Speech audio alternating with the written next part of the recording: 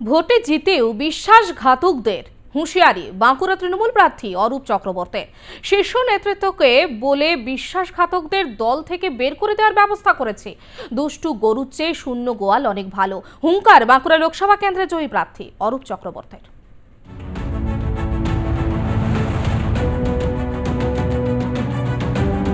24 লোকসভা নির্বাচনে বাঁকুড়া লোকসভা কেন্দ্রে মূল লড়াই ছিল দুই ফুলের মধ্যে। এই লড়াইয়ে বিজেপি প্রার্থী সুভাষ সরকারকে হারান তৃণমূলের অরূপ চক্রবর্তী। তবে তার জয়ের ব্যবধান ছিল মাত্র 32,778। ভোট শেষে তৃণমূল দাবি করেছিল বাঁকুড়া লোকসভা কেন্দ্রে প্রায় 1,18,000 ভোটে অরূপ জিতবেন। অরূপ জেতেন 32,778 ভোটে। শুধু তাই নয়, বাঁকুড়া শহরের বাসিন্দা অরূপ বাঁকুড়া বিধানসভা কেন্দ্রেই বিজেপির কাছে 16,312 ভোটে পিছিয়ে যান। কিন্তু কেন এমনটা হলো তা জানতে বুধবার তৃণমূল ভবনে ব্লক সভাপতি ও অঞ্চল নেতৃত্বদের সঙ্গে নিয়ে বৈঠক করেন বাঁকুড়া সাংগঠনিক জেলা সভাপতি অরূপ চক্রবর্তী। ভোটের পরে দলীয় স্তরের বুথ ফেরত সমীক্ষার ভিত্তিতে বাঁকুড়া লোকসভা কেন্দ্রের ভালো লিডের দাবি করেছিল তৃণমূল নেতৃত্ব, কিন্তু বাস্তবে তেমনটা হয়নি। কেন এমন হলো তা খুঁজতে ব্লক ধরে মূল্যায়ন করা হয়। তখনই নানা সমস্যার কথা উঠে আসে। তা মেটাতে কড়া পদক্ষেপের হুঁশিয়ারি দেন অরূপ।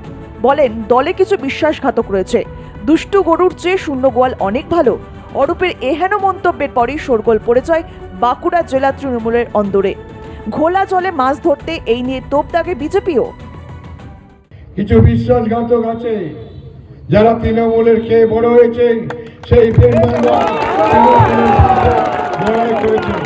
আমি তাদের বিরুদ্ধে রাজ্যকে অভিযোগ জানিয়ে দল থেকে তাড়িয়ে দেওয়ার ব্যবস্থা করেছি। দুষ্ট গরুর চেয়ে শূন্য গোয়াল অনেক ভালো, তাই এই দুষ্ট কুকুর আমি আর দলে রাখতে চাই না।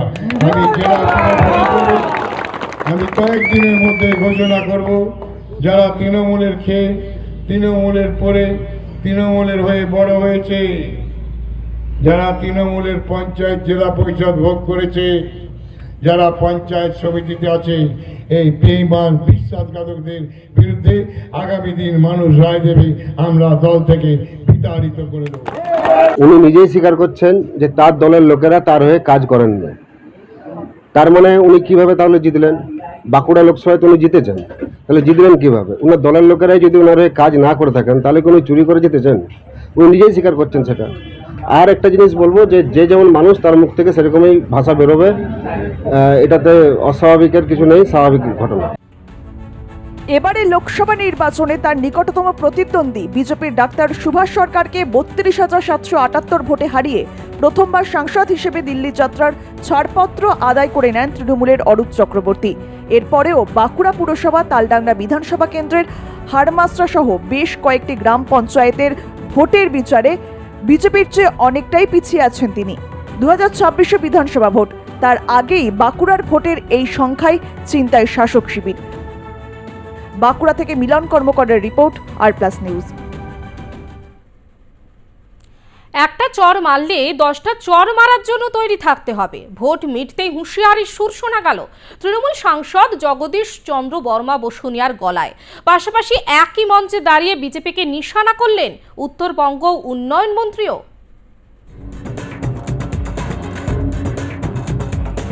ভোটে জেতার পরও হুঁশিয়ারি। এবার হুঁশিয়ারির সুর শোনা গেল তৃণমূলের সাংসদের গলায়। চর মারার নিদান দিলেন জগদীশ চন্দ্র বর্মা বসুনিয়া। তৃণমূল সাংসদ বলেন, 9টি বিধানসভার মধ্যে 9টিতেই জিততে হবে, তার জন্য যা করার তাই করতে হবে।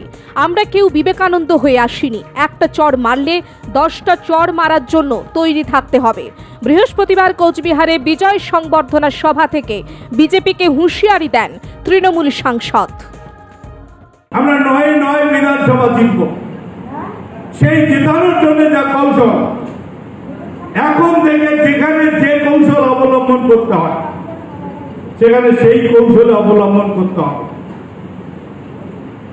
যেখানে সোজা আঙ্গুলে ঘি উঠবে না, সেখানে আঙ্গুলটাকে বাঁকাতে হবে। আমরা কেউ বিবেকানন্দ কেউ হয়ে আমরা কেউ রাজনীতিতে আসি না। আমি বলেছিলাম, আমরা এই নীতিতে বিশ্বাস করি না যে আমার গালে কেউ যদি একটা চর মারে, আমি এই পাশের গালটা বাড়িয়ে দিয়ে বলবো এখানে একটা চর মার, এইরকম রাজনীতি আমরা করি। কেউ যদি আমাকে একটা চর মারতে আসে, আমাকে 10টা চর মারার মতো মানুষ প্রত্যেক তৈরি থাকতে হবে, আমাদের মন থেকে তৈরি থাকতে হবে। পাশাপাশি একই মঞ্চ থেকে বিরোধীদের হুঁশিয়ারি দিলেন তৃণমূল নেতা উদয়ন গুহ। কোচবিহারের জয়ের পরে হুঙ্কার উত্তরবঙ্গ উন্নয়ন মন্ত্রীর।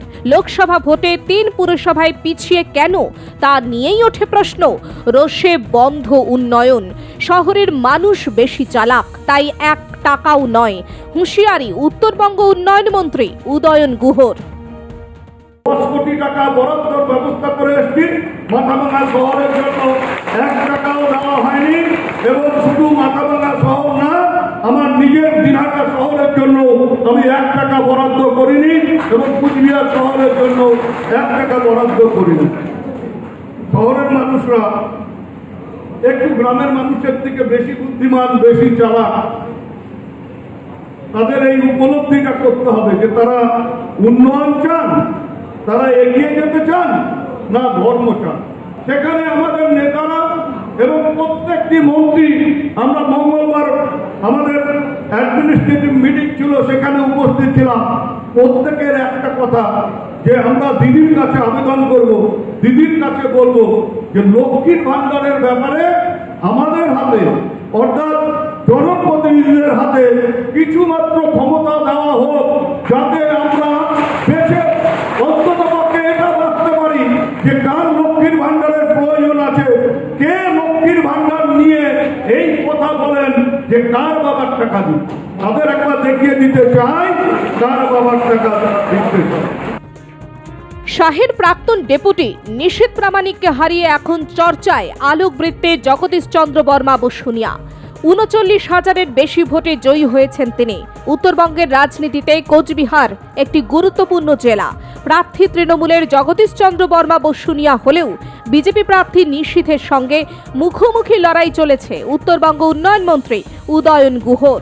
ভোটের আগে ও পরেও একাধিকবার নিশীথ প্রামাণিকের সঙ্গে বাকযুদ্ধে জড়ান উদয়ন গুহ।